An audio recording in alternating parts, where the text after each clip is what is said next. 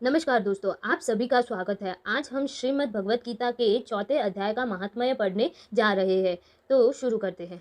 श्री भगवान कहते हैं, प्रिय, अब मैं चौथे अध्याय का महात्म्य बतलाता हूँ, सुनो। भागीरथी के तट पर वाराणसी बनारस नाम की एक पुरी है। वहाँ विश्वनाथ जी के मंदिर में भरत नाम के एक योगनिष्ठ महात्मा रहते थे, जो प्रतिदिन आत्मा चिंतन में तत्पर हो आदर पूर्वक गीता के चतुर्थ अध्याय का पाठ किया करते थे। उसके अभ्यास से उनका अंतःकरण निर्मल हो गया था। वे शीत उष्ण आदि द्वंद्वों से कभी व्यतीत नहीं होते थे। एक समय की बात है, वे तपोधन नगर की सीमा में स्थित देवताओं का दर्शन करने की इच्छा से भ्रमण करते हुए नगर से बाहर निकल गए। वहां बेर के दो वृक्ष थे, उन्हीं की जड़ में वे विश्राम करने लगे। एक वृक्ष की जड़ में उन्होंने अपना मस्तक रखा था और दूसरे वृक्ष के मूल में उनका एक पैर टिका हुआ था। थोड़ी देर बाद जब वे तपस्वी चले गए, तब वे बेर के दोनों वृक्ष 5 ही 6 दिनों के भीतर सूख गए। उनमें पत्ते और डालियां भी नहीं रह गई थी। तत्पश्चात वे दोनों वृक्ष कहीं ब्राह्मणों के पवित्र ग्रहों में 2 कन्याओं के रूप में उत्पन्न हुए।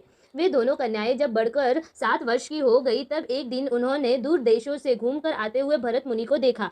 उन्हें देखते ही वे दोनों उनके चरणों में पड़ गई और मीठी वाणी में बोली, मुने, आपकी ही कृपा से हम दोनों का उद्धार हुआ है। हमने बेर की योनि त्याग कर मानव शरीर प्राप्त किया है। उनके इस प्रकार कहने पर मुनि को बड़ा विस्मय हुआ। उन्होंने पूछा, पुत्रियों, मैंने कब और किस साधन से तुम्हें मुक्त किया था? साथ ही यह भी बताओ कि तुम्हारे बेर के वृक्ष होने में क्या कारण था, क्योंकि इस विषय में मुझे कुछ भी ज्ञात नहीं है। तब वे कन्याएं पहले उन्हें अपने बेर हो जाने का कारण बतलाती हुई बोली, मुने, गोदावरी नदी के तट पर चिन पाप नाम का एक उत्तम तीर्थ है, जो मनुष्यों को पुण्य प्रदान करने वाला है। वह पावनता की चरम सीमा पर पहुंचा हुआ है। उस तीर्थ में सत्य तपा नामक एक तपस्वी बड़ी कठोर तपस्या कर रहे थे। वे ग्रीष्म ऋतु में प्रज्वलित अग्नियों के बीच में बैठते थे।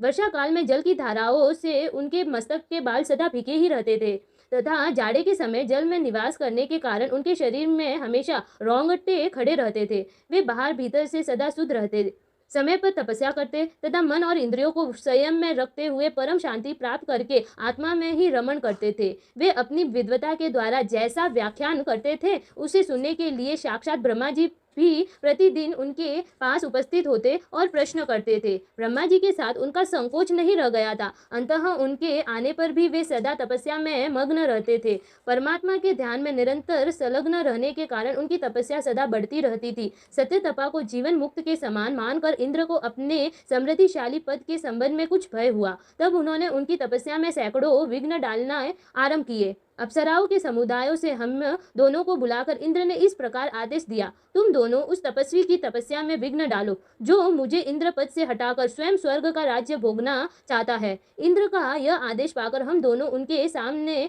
से चलकर गोदावरी के तीर पर, जहाँ वे मुनि तपस्या करते थे, आई। वहाँ मंद एवं गंभीर स्वर से बजते हुए मृगंड तथा मधुर वेणुनाद के साथ हम दोनों ने अन्य अप्सराओं सहित मधुर स्वर में गाना आरंभ किया। इतना ही नहीं, उन योगी महात्मा को वश में करने के लिए हम लोग स्वर, ताल और लय के साथ नृत्य भी करने लगी। बीच बीच में जरा जरा सा अंचल खिसकने पर उन्हें हमारी छाती भी दिख जाती थी। हम दोनों की उन्मत्त गति काम भाव का उद्दीपन करने वाली थी, किंतु उसने उन निर्विकार चित्त वाले महात्मा के मन में क्रोध का संचार कर दिया। तब उन्होंने हाथ में से जल छिड़कर हमें क्रोध पूर्वक शाप दिया, अरे, तुम दोनों गंडक जी के तट पर बेर के वृक्ष हो जाओ। यह सुनकर हम लोगों ने बड़ी विनय के साथ तो कहा, महात्मन, हम दोनों पराधीन थी, अंततः हमारे द्वारा जो दुष्कर्म बन गया है उसे आप क्षमा करें। यो कहकर हमने मुनि को प्रसन्न कर लिया। तब उन पवित्र चित्त वाले मुनि ने हमारे शापोद्वार की अवधि निश्चित करते हुए कहा, भरत मुनि के आने तक ही तुम पर यह शाप लागू होगा। उसके बाद तुम लोगों का मृत्यु लोक में जन्म होगा और पूर्व जन्म की स्मृति बनी रहेगी। मुने, जिस समय हम दोनों बेर वृक्ष के रूप में खड़ी थी, उस समय आपने हमारे समीप आकर गीता के चौथे अध्याय का जप करते हुए हमारा उद्धार किया था। अंततः हम आपको प्रणाम करती है। आपने केवल शाप से ही नहीं, इस भयानक संसार से भी गीता के चतुर्थ अध्याय के पाठ द्वारा हमें मुक्त कर दिया। श्री भगवान कहते हैं, उन दोनों के इस प्रकार कहने पर मुनि बहुत ही प्रसन्न हुए और उनसे पूजित हो विदा लेकर जैसे आए थे वैसे ही चले गए, तथा वे कन्याएं भी बड़े आदर के साथ प्रतिदिन गीता के चतुर्थ अध्याय का पाठ करने लगी, जिससे उनका उद्धार हो गया। अब हम शुरू करने जा रहे हैं चौथा अध्याय।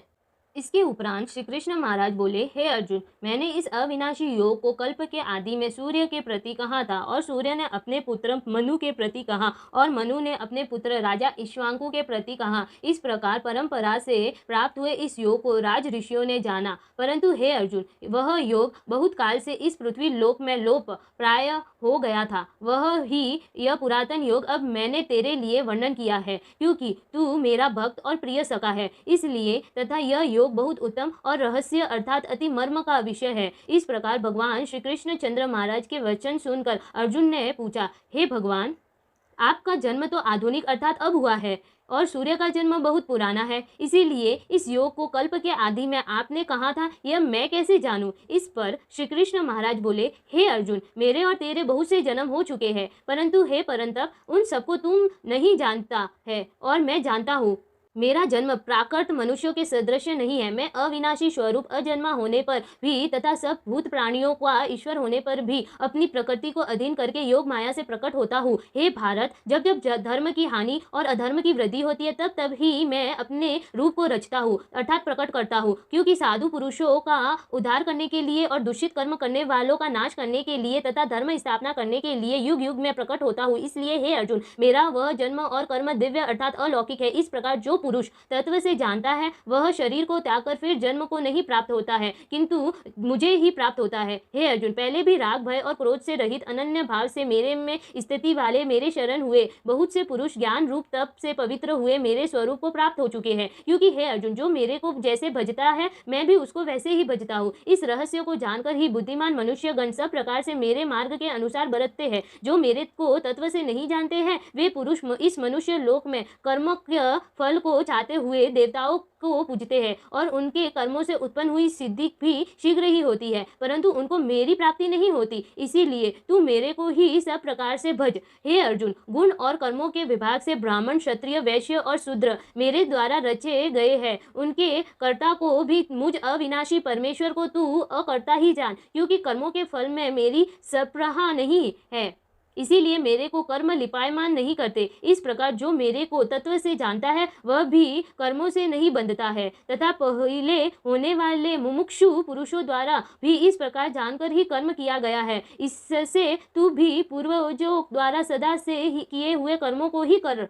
परंतु कर्म क्या है और अकर्म क्या है, ऐसे इस विषय में बुद्धिमान पुरुष भी मोहित है। इसलिए मैं वह कर्म अर्थात कर्मों का तत्व तेरे लिए अच्छी प्रकार कहूँगा कि जिसको जानकर तू अशुभ अर्थात संसार बंधन से छूट जाएगा। कर्म का स्वरूप भी जानना चाहिए और अकर्म का स्वरूप भी जानना चाहिए तथा निषिद्ध कर्म का स्वरूप भी जानना चाहिए, क्योंकि कर्म की गति गहन है। जो पुरुष कर्म में अर्थात अहंकार रहित की हुई संपूर्ण श्रेष्ठताओं में अकर्म अर्थात वास्तव में उनका न हो पाना देखे और जो पुरुष अकर्म में अर्थात अज्ञानी पुरुष द्वारा किए हुए संपूर्ण क्रियाओं के त्याग में भी कर्म को अर्थात त्याग रूप क्रियाओं को देखे, वह पुरुष मनुष्यों में बुद्धिमान है और वह योगी संपूर्ण कर्मों का करने वाला है। हे अर्जुन, जिसके संपूर्ण कार्य कामना और संकल्प से रहित है, ऐसे उस ज्ञान रूप अग्नि द्वार भस्म हुए कर्मों वाले पुरुष को ज्ञानी जन भी पंडित कहते हैं। जो पुरुष संसारिक आश्रय से रहित सदा परमानंद परमात्मा में तृप्त है, वह कर्मों के फल और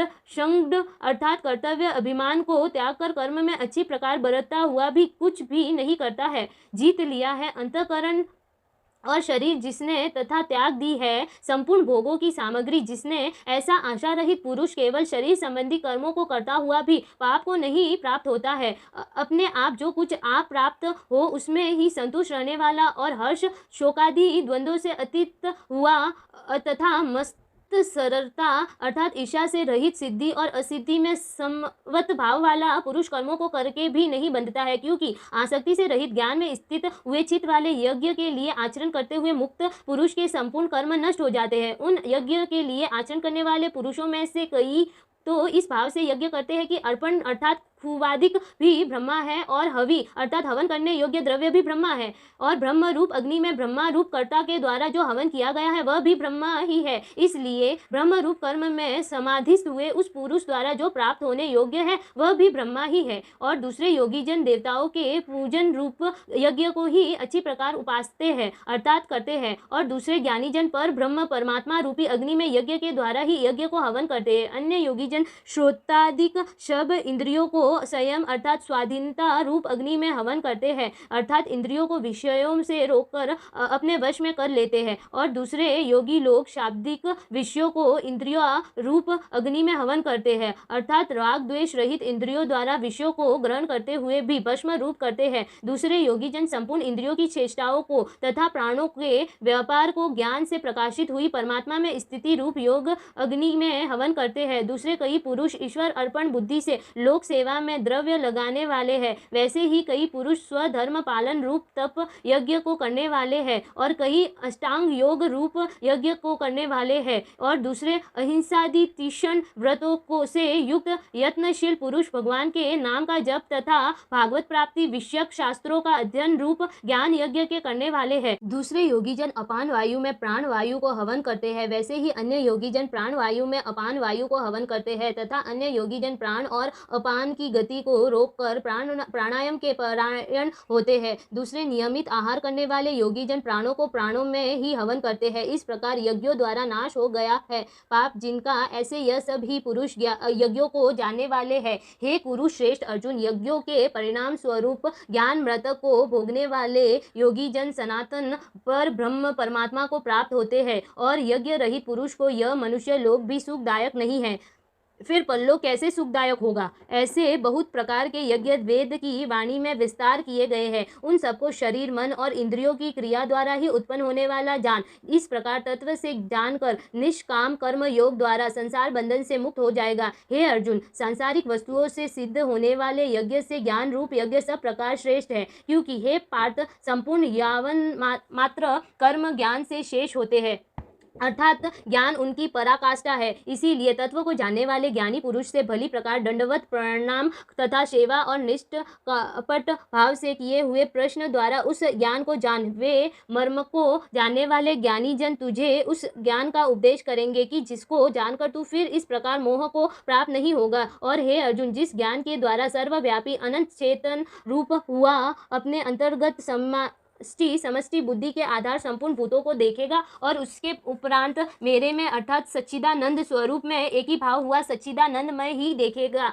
यदि तू सब पापियों से भी अधिक पाप करने वाला है तो भी ज्ञान रूप नौका द्वारा निसंदेह संपूर्ण पापों को अच्छी प्रकार तर जाएगा। हे अर्जुन, जैसे प्रज्वलित अग्नि ईंधन को भस्मय कर देती है, वैसे ही ज्ञान रूप अग्नि संपूर्ण कर्मों को भस्मय कर देता है। इसीलिए इस संसार में ज्ञान के समान पवित्र करने वाला निसंदेह कुछ भी नहीं है। उस ज्ञान को कितने काल से अपने आप समत्व बुद्धि रूप योग के द्वारा अच्छी प्रकार शुद्धांतकरण हुआ पुरुष आत्मा में अनुभव करता है। हे अर्जुन, जितेंद्रिय तत्पर हुआ श्रद्धावान पुरुष ज्ञान को प्राप्त होता है। ज्ञान को प्राप्त होकर तत्क्षण भगवत प्राप्ति रूप परम शांति को प्राप्त हो जाता है। हे अर्जुन, भगवदीशय को न जानने वाला तथा श्रद्धा रहित और संयम युक्त पुरुष परमात्मा से भ्रष्ट हो जाता है। उनमें भी संयम युक्त पुरुष के लिए तो न सुख है और न यह लोक है न परलोक है, अर्थात यह लोक और परलोक दोनों ही उसके लिए भ्रष्ट हो जाते हैं। हे धनंजय, समतत्व बुद्धि रूप योग द्वारा भगवत दर्पण कर दिए है संपूर्ण कर्म जिसने और ज्ञान द्वारा नष्ट हो गए हैं